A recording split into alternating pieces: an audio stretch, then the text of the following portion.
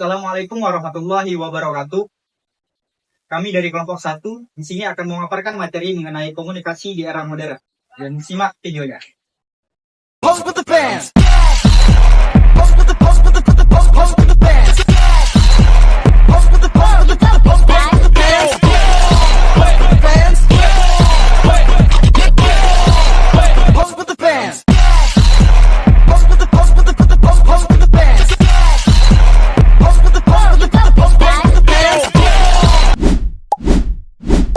Definisi komunikasi kelompok adalah proses pertukaran informasi atau pesan di antara dua orang atau lebih dalam satu kelompok untuk mencapai tujuannya bersama. Faktor agar komunikasi kelompok berjalan secara efektif, yaitu terdapat beberapa faktor yang harus diperhatikan. Yang pertama itu adanya tujuan yang jelas dan setiap anggota memahami arah pembicaraan. Yang kedua, partisipasi aktif dari semua anggota baik dalam menyampaikan gagasan maupun dalam mendengarkan. Ketiga, keterbukaan dan saling menghargai pendapat orang lain untuk menciptakan suasana diskusi yang aman. Contoh dari komunikasi kelompok dapat ditemukan dalam kegiatan sehari-hari, yaitu diskusi kelompok pelajar di kampus di mana para mahasiswa saling bertukar pendapat mengenai tugas yang harus diselesaikan bersama.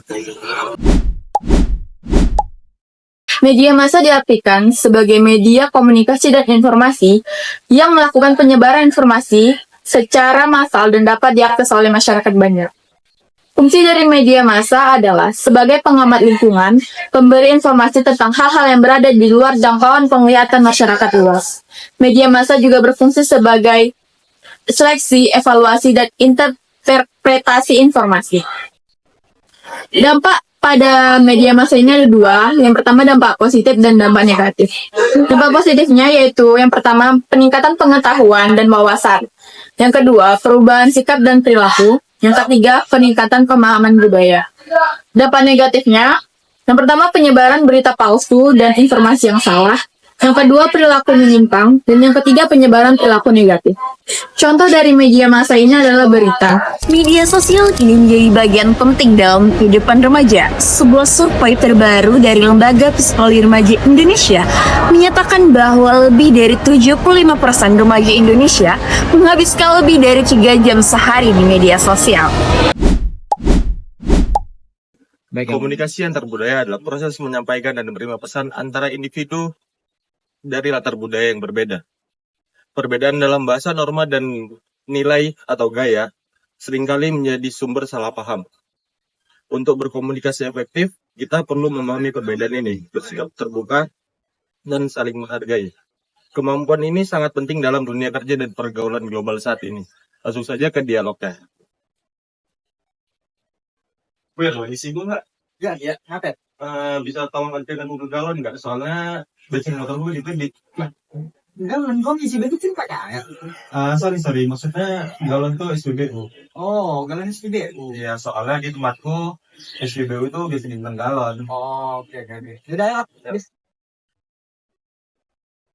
Jadi kesimpulan dari dialog tadi adalah dialog tersebut menunjukkan hambatan komunikasi karena perbedaan makna kata galon menyebut SPBU sebagai galon sedangkan mengira itu tempat isi air. Ini menunjukkan pentingnya klarifikasi dalam komunikasi lintas budaya dan daerah.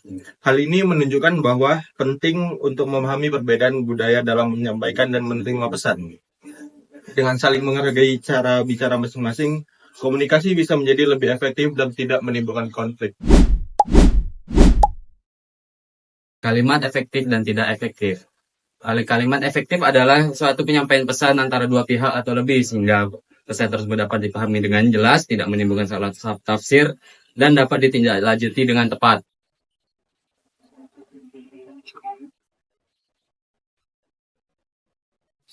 Betul sekali. Saya mau bilang, kamu kenapa sering telak di matkul saya? Sebelumnya saya mau maaf Pak, beberapa hari ini ibu saya sakit, jadi saya merawat ibu saya Pak sebelum berangkat kuliah. Begitu Pak, alasan saya Pak, apa ajar masuk. Baik, saya nanti. Kedepannya kalau ada masalah kayak gitu lagi, tolong kabari saya atau ke PJ, supaya kamu tidak saya beri keterangan alfa karena keterlambatan. Baik Pak. Baiklah kami.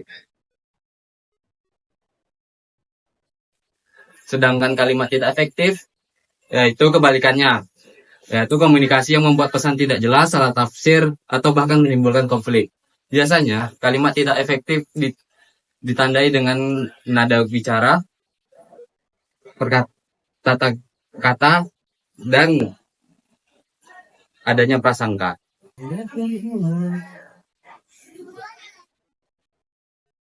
Kamu lain kan?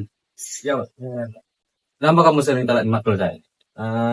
kamu Udah, nggak usah lagi. Karena kamu sudah telat 3 kali, kamu saya beri alfa.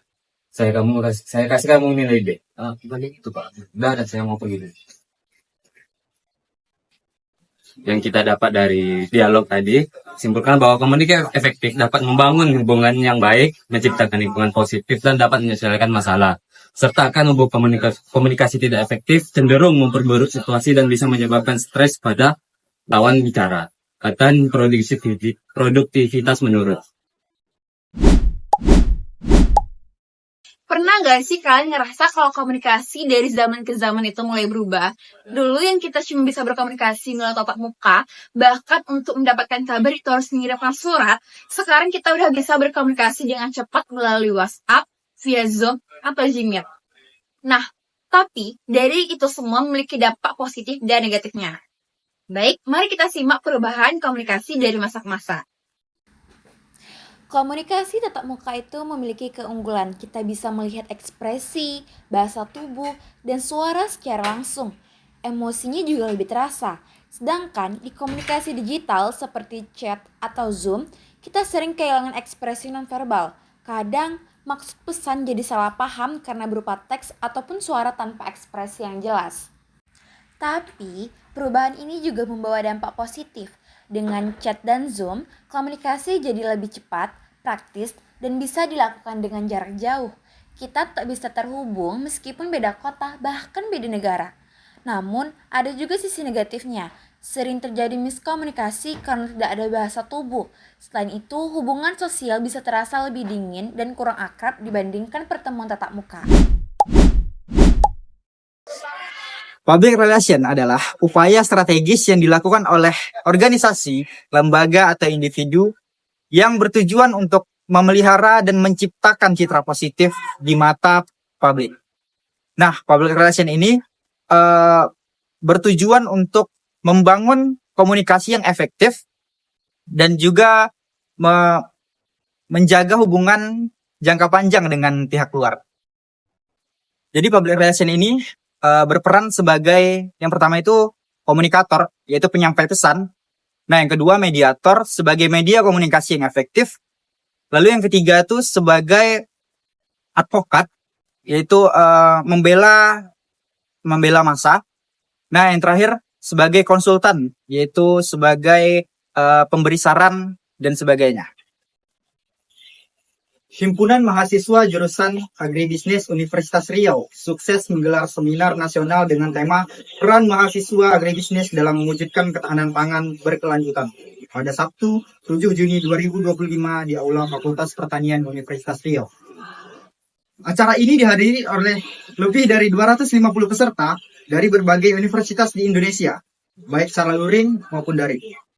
Seminar ini menghadirkan narasumber nasional seperti IR Sari Ayuning Tias, MSI, Pakar Pembangunan Pertanian Berkelanjutan, dan M. Fadil Rahman, SPMM, praktisi agribisnis dan founder Agro Connect ID. Keterlibatan mahasiswa dalam membangun sistem agribisnis yang berkelanjutan menjadi sangat penting di tengah tantangan perubahan iklim dan krisis pangan global, ujar Sari Ayuning Tias dalam presentasinya. Ketua HMJ Agribisnis Universitas Riau, M. Farhan Pratama, menyampaikan bahwa seminar ini merupakan bagian dari komitmen HMJ dalam meningkatkan wawasan dan peran aktif mahasiswa terhadap isu-isu strategis di faktor pertanian.